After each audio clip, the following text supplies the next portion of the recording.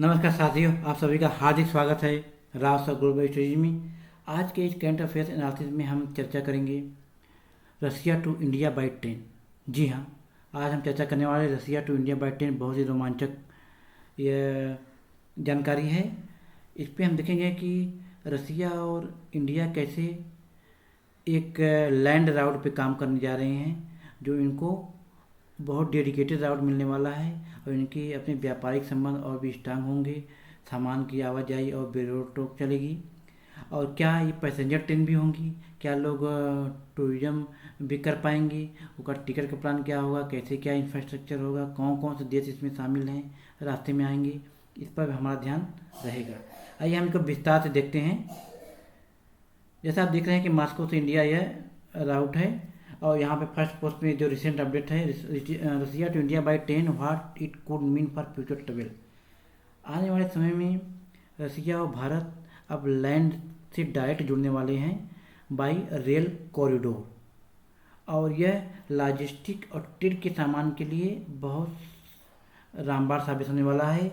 और यह central Asia Eurasia से होते हुए बनेगा। आप देख सकते हैं कि इसके प्रपोजल क्या हैं। प्रपोजल यही है।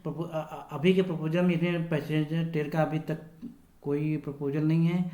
अभी यह कार्गो एंड गुड्स के लिए इसको प्रपोज किया गया है। पहले सामान की आवाजाही सक्सेसफुली ये लोग कर लें, इसके बाद यह पैसेंजर ट्रेन पे बात करेंगे।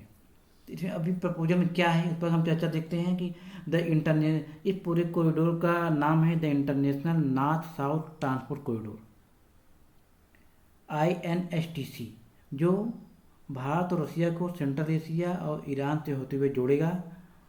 और यह मॉस्को से कजाकिस्तान, तुर्कमेनिस्तान, ईरान से होते हुए भारत आएगा। और यह ईरान में बांदर अब्बास पोर्ट को भी टच करेगा। तो अभी के प्लान में, अभी के प्रपोजल में पैसेंजर ट्रेवल का कोई प्लान नहीं है। अभी इनका प्लान है कि सामान की आवाजाही और फास्ट हो, किफ़ायती हो, जो Bharat, central Asia, west Asia, India के बीच में बने।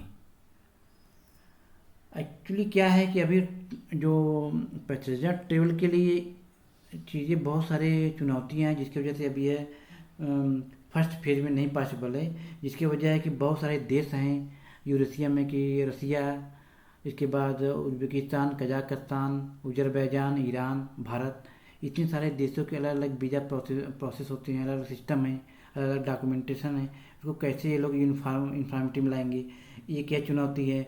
रेल और इंफ्रास्ट्रक्चर हर एक देश में एक समान नहीं है, उसमें कैसे लाएंगे ये भी देखना है। Security and geopolitical consideration भी है। Lack of integrated scheduling and passenger facilities. जब पैसेंजर ट्रेन चलाएंगे तो उसमें बहुत सारे जगह जगह आपको सुविधाएं भी देनी पड़ेगी। वो कैसे होगा, उसका एक सिस्टम डेवलप करना पड़ेगा। तो फिलहाल अभी करंट सिनारियो में केवल कार्गो मूवमेंट के लिए यह प्रपोजल लाया गया है। फ्यूचर एक बार जब सक्सेसफुली अगर ये चल गया तो ये फ्यूचर में पैसेंजर ट्रेवलिंग के लिए भी ये लोग ला सकते हैं, जो एक ट्रांस कॉन्टिनेंटल जर्नी होगा एक तरह से यूरेशिया और सेंट्रल एशिया में जो डेस्टिनेशन हैं या सिल्क राउट सिटीज़ हैं, उनको जो टूरिज्म के लिए डेवलप किया जाएगा। तो जो यह एयर ट्रेवल का एक अल्टरनेटिव है बन सकता है इन फ्यूचर। आप देख सकते हैं NDTV ने भी यहाँ पे अपने मेन पेपर दिया है, Russia proposes direct real time to India, deputy PM says possible routes. तो रसिया के डिप्टी PM ने ये देखा है कि यह किस तरीके से उन्होंने देखा कि जिस ढंग से ईरान और अमेरिका में वार चल रहा है, उसमें मैरीटाइम जो राउट्स हैं, जो सी का राउट्स है, वह बंद पड़ा है। स्ट्रेट ऑफ हॉर्मुज, बोस्फोरस राउट, ये दोनों ईरान ने ब्लॉक कर रखा है ड्यू टू US वार। दोनों के अपने आपसी लड़ाई में ये राउट बंद है, जो कि 25% IL एंड 20% LNG जिसे सप्लाई होती थी दुनिया में, पूरी तरह से बंद पड़ा हुआ है। इसीलिए अब कई महीने से बंद पड़ा है, इसलिए बहुत सारा करोड़ों में, अरबों में नुकसान हो रहा है कई देशों का, जिसमें रसिया है, भारत है और बहुत सारे यूरोपियन कंट्री है। तो रसिया सोच रहा है क्यों ना हम एक इसका अलग राउट, लैंड राउट तैयार करें। आगे जैसा हमने बताया कि 25% ग्लोबल ऑयल 20% एलएनजी सप्लाई होती है जो अभी तक बंद पड़ा हुआ है। और इसी की वजह से रसिया लैंड बेस्ड कनेक्शन इंडिया के साथ ढूंढ रहा है। आप देख सकते हैं कि रसिया के डिप्टी प्राइम मिनिस्टर हैं, उन्होंने यह प्रपोजल पेश किया है।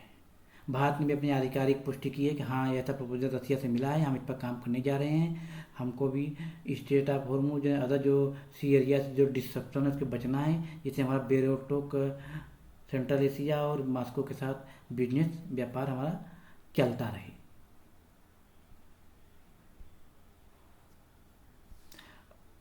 रसिया से wider push to expand transport connectivity. Russia construction sector needs long term funding. जाहिर सी बात है, इतने बड़े कॉरिडोर डेवलपमेंट की बहुत से फंडिंग की जरूरत होगी। ये सब कैसे इसको मैनेज करेंगे, रसिया, भारत, अदर जो बीच में जो देश आ रहे हैं, ये कैसे फंडिंग को करेंगे, कैसे, ये देखने वाली बात होगी। आइए देखते हैं कि अब तक इस पर डेवलपमेंट क्या हुआ है। तो India Russia are working to strengthen land based connectivity and freight movement, जिसका नाम है international north south transport corridor INSTC। इस पर ध्यान देने की बात है कि ये इस कॉरिडोर का यही नाम है, international north south transport corridor. ये इस प्रोजेक्ट का यही नाम है, INSTC। और इसका मेन राउट क्या होगा, Russia to Central Asia, central Asia to Iran, Iran to India. इसका मेन राउट अभी तक, ये बाद में बदल जाए तो अलग बात है।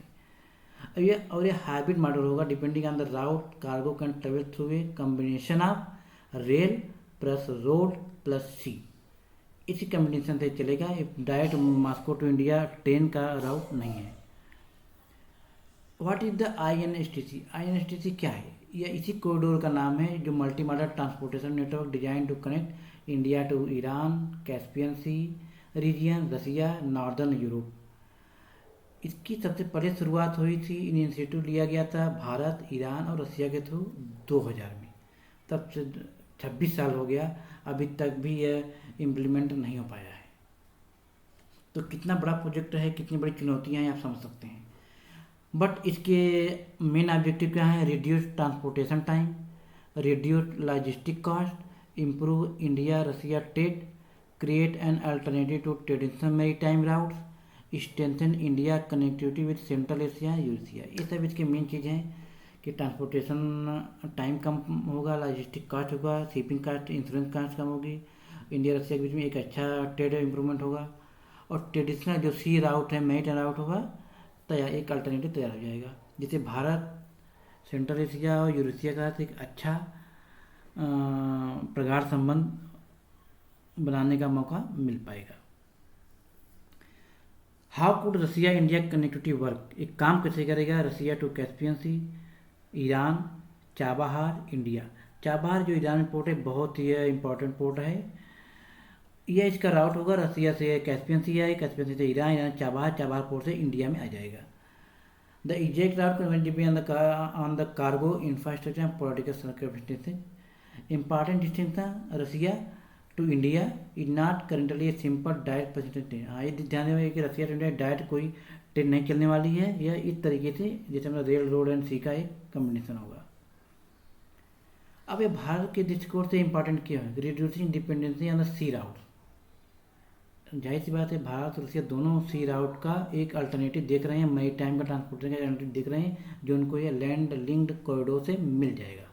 फास्टर ट्रांसपोर्टेशन होगा, फास्ट चलेगा, और ये मल्टी मॉडल कॉरिडोर होगा, कुछ substantially reduce transit time compare with some conventional sea routes. Lower logistic cost होंगे, जाहिर सी बात है, इस पर इंश्योरेंस और शिपिंग कास्ट कम होगा, तो इसलिए लॉजिस्टिक कास्ट भी कम पड़ेंगी। Improved rail connectivity can reduce transportation cost for certain categories of goods. Access to central area, Bharat के लिए INSTC से जो सेंट्रल एशियन कंट्रीज हैं उनसे स्ट्रांग बॉन्डिंग बढ़ने की पूरी संभावना है, जिसमें कजाकिस्तान है, तुर्कमेनिस्तान है, उज्बेकिस्तान है, अजरबैजान है, रसिया, ईरान है। इनके साथ भारत के संबंध बढ़ेंगे, रसिया का भी संबंध बढ़ेगा। ये हर कंट्री के लिए बहुत ही बेनिफिटेबल होने वाला है। सामरिक रूप से इसका क्या महत्वपूर्ण है, यह एक जियो पोलिटिकल सिग्निफिकेंस है। ये केवल ट्रांसपोर्ट प्रोजेक्ट नहीं है कि सामान इधर से उधर कर दिए, इसको जियो पोलिटिकल भी इसका बेनिफिट मिलेगा। India want connectivity with Eurasia.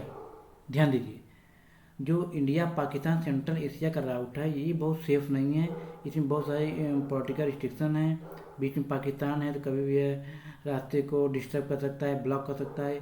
तो भारत चाहता है कि एक अल्टरनेटिव उसको मिले, तो भारत को ईरान के थ्रू सेंट्रल एशिया रसिया का एक अल्टरनेटिव मिल जाएगा। India has explored alternative connected through India Central Asia Russia. अब बात करते हैं Chabahar port. Why is it important? ये बहुत ही इम्पॉर्टेंट पोर्ट है ईरान का चाबहार पोर्ट। इस पर भारत का बहुत ज़्यादा इन्वेस्टमेंट है। India involvement in Chabahar port in Iran strategically important. सामरिक रूप से बहुत महत्व रखता है। अगर इंडिया को सेंट्रल एशिया, यूरेशिया, रसिया को साधना है तो चाबहार पोर्ट पर कोई इन्वेस्टमेंट करना ही पड़ेगा।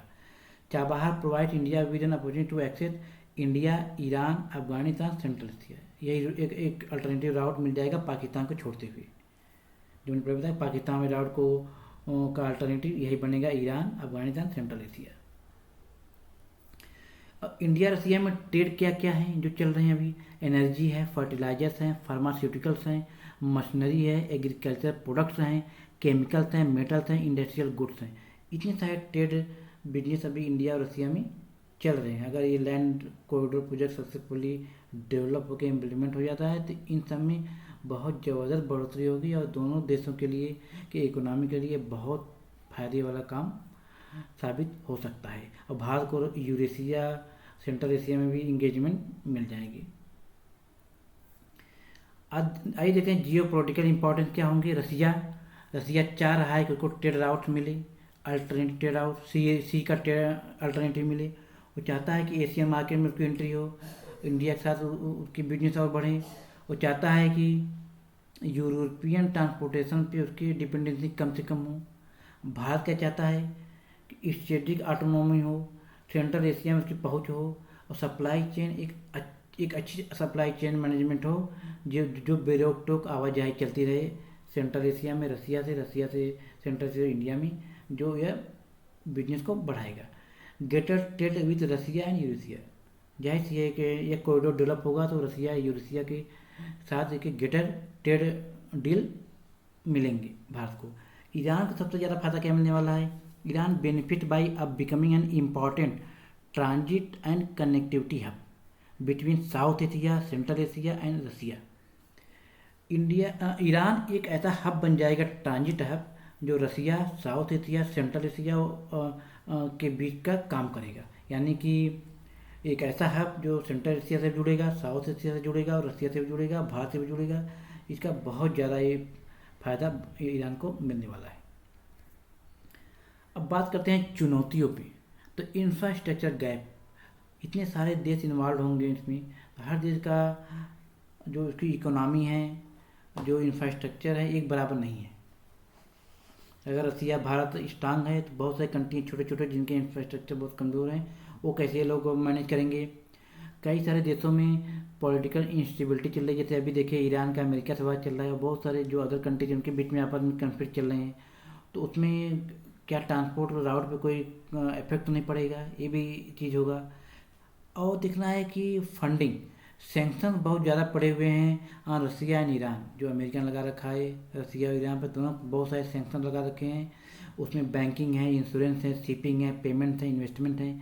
इसको ये लोग कैसे निपटने का क्या रास्ता ढूंढते हैं। आता है कस्टम कोऑर्डिनेशन। अब ये जो हर एक देश के जो कस्टम रूल्स हैं, जो डॉक्यूमेंटेशन सिस्टम है, सब अलग अलग होते हैं। ये कैसे आपस में एग्री करके एक common custom and documentation system develop करते हैं, ये भी देखने वाली बात होगी। लास्ट माइल कनेक्टिविटी, एक कैसे स्मूथ कनेक्टिविटी आपस में डेवलप कर पाते हैं। तो अब जैसा आपने देखा ये कॉरिडोर INSTC, तो इससे रिलेटेड क्या क्या यूपीएससी के पर्सपेक्टिव क्वेश्चन पूछे जा सकते हैं। आप जीएस पेपर सेकंड में पूछे जा सकते हैं कि international relation, India Russia relation, India Iran relation, central Asia, Eurasian geopolitics, इन सब में प्रश्न पूछे जा सकते हैं। पेपर थर्ड में पूछे जा सकते हैं infrastructure and economy, logistic, multi modal transportation, जैसा हमने डिस्कस किया मल्टी मॉडल ट्रांसपोर्टेशन, इसको ये corridor multi modal transportation system में बेस्ड है। Trade corridor, supply chain resilience, इन सब पे प्रश्न पूछे जा सकते हैं। प्रीलिम का पर्सपेक्टिव क्या है, मैंने बताया सबसे इंपॉर्टेंट चीज़ है INSTC। ये पूरे कॉरिडोर का जो नाम है international north south transport corridor, इसको जरूर याद करिए। यह प्रीलिम में पूछे जा सकते हैं इस प्रोजेक्ट का नाम क्या है और इसमें कौन कौन से देश इन्वॉल्व हैं। की कंट्रीज इंडिया, ईरान, रसिया। और इसमें इसका मॉडल क्या है, जैसा मैंने बताया इसका मॉडल है मल्टी मॉडल कॉरिडोर है। कहीं पर रेल इंफ्रास्ट्रक्चर बनाए जाएंगे, कहीं रोड बनाए जाएंगे, कहीं सी का हेल्प लिया जाएगा। तो ये मल्टी मॉडल कॉरिडोर डेवलप होगा। पर्पज क्या है इसका, connect India with Russia and Eurasia. India को रसिया और यूरेशिया से जोड़ना। रसिया यूरेशिया से जुड़ते हुए ईरान को जोड़ते हुए इंडिया आएगा, इंडिया ईरान से, यूरेशिया से, सेंट्रल साउथ एशिया से हुए रसिया तक पहुँचेगा। यह एक कनेक्टिविटी बनाना है और यह कनेक्टिविटी, यह राउट सी राउट का एक अल्टरनेट होगा जो बिल्कुल डेडिकेटेड राउट बन जाएगा, लैंड का कनेक्शन हो जाएगा। तो बेरोक टोक हमारे जो कार्गो हैं, लॉजिस्टिक हैं, ये सब आ जा सकेंगे। Thank you for watching. आपको हमारी जानकारी कैसी लगी, वीडियो को लाइक करें, चैनल को सब्सक्राइब करें, अपने दोस्तों में शेयर करें और कमेंट में लिख के बताएं कि आपको हमारी जानकारी कैसी लगी। धन्यवाद।